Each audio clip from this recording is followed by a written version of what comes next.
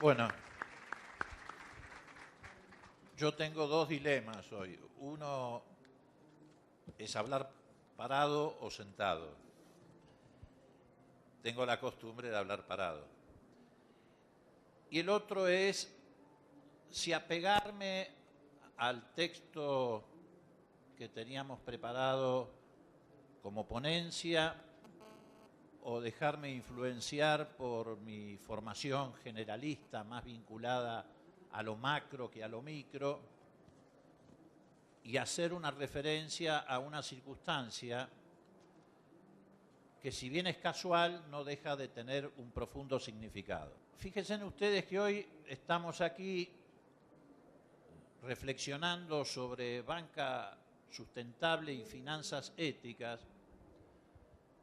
y en simultáneo, hora más, hora menos, en Naciones Unidas se está discutiendo un proyecto orientado a establecer principios generales para la reestructuración de deuda soberana. Algunos se preguntarán qué tiene que ver una cosa con la otra. Y yo venía reflexionando acerca de que está íntimamente ligada la cuestión que hoy estamos abordando con este otro debate. Pero además también le quiero agregar a esa reflexión un juicio de valor. Todos conocemos a las Naciones Unidas como institución porque interviene en conflictos territoriales o en cuestiones de naturaleza colonial o en debates acerca de valores como los derechos humanos, pero ese foro prácticamente nunca se destacó por discutir reglas de juego vinculadas a cuestiones de naturaleza económica o de naturaleza social.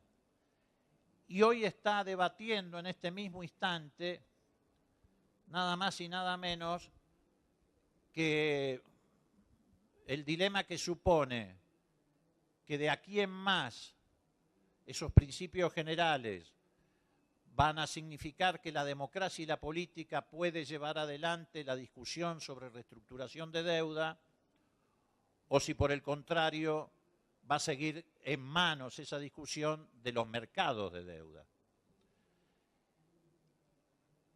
Y esto establece una dicotomía que salta a la vista muy fácilmente, muy rápidamente.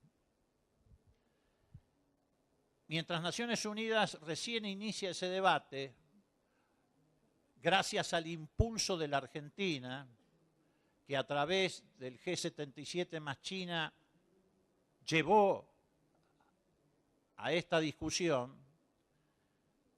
por el contrario, muchos países, y particularmente los de América Latina, donde la política y la democracia crecieron, se extendieron y se impusieron, fueron avanzando en normas regulatorias. Todos sabemos que la banca no es propensa por reacción espontánea a desembocar en políticas solidarias, que se requiere de regulaciones. Y en ese sentido es mucho lo que hemos avanzado en América Latina y en particular en nuestro país. Se ha reformado la Carta Orgánica del Banco Central. Los bancos centrales habían sido concebidos por el neoliberalismo como entidades solamente orientadas a sostener la estabilidad monetaria, o sea, a combatir la inflación, sin tomar en consideración que esa supuesta estabilidad de precios muchas veces venía acompañada de una devastación en materia de empleo que dejaba y sumía a las sociedades en un atraso fenomenal. El Banco Central de la República Argentina modificó sus objetivos. Mantiene, por supuesto, la obligación de atender a la estabilidad monetaria, pero también incorporó entre sus responsabilidades sostener el empleo y garantizar los procesos productivos. Por eso en materia de orientación y regulación, a partir de esa reforma tan criticada en la Argentina por el neoliberalismo del Banco Central, se modificaron políticas que se ha traducido en líneas de crédito productivo que obligatoriamente la banca tiene que otorgar para ayudar al proceso de crecimiento y desarrollo.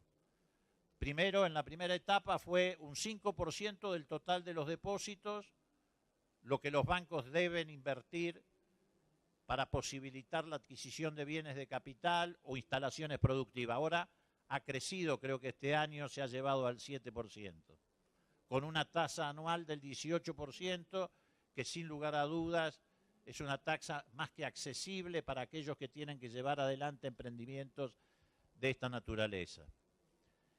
También se incorporaron otros tipos de instrumentos a partir de estas reformas en la Carta Orgánica del Banco Central. Por eso fue tan dura la discusión acerca del rol que tiene que jugar el Banco Central. Detrás de esa discusión se escondía la defensa de intereses de sectores financieros que hace ya mucho tiempo han disociado la ética de la finanza, porque el fundamentalismo liberal llevó a ese tipo de disociación. Por esa misma razón, en Argentina y en el mundo, los sectores financieros alimentaban a individuos y países ricos, aumentando la brecha social y aumentando la brecha entre las naciones. En este caso, por ejemplo, el Banco Central ha puesto en marcha instrumentos como la cuenta gratuita universal, que significa que todas aquellas personas mayores de 18 años que no tienen otro tipo de cuenta bancaria tienen el derecho a acceder a este instrumento que les permite, como cualquier tarjeta de crédito, tener los mismos beneficios que otros sectores de la sociedad que pueden acceder o porque tienen una cuenta sueldo o porque tienen recursos en ahorro que les permite tener su tarjeta de débito. Y también ha llevado adelante una política de defensa del usuario, porque no hay ninguna posibilidad de ejercitar esos derechos financieros si no se los conoce.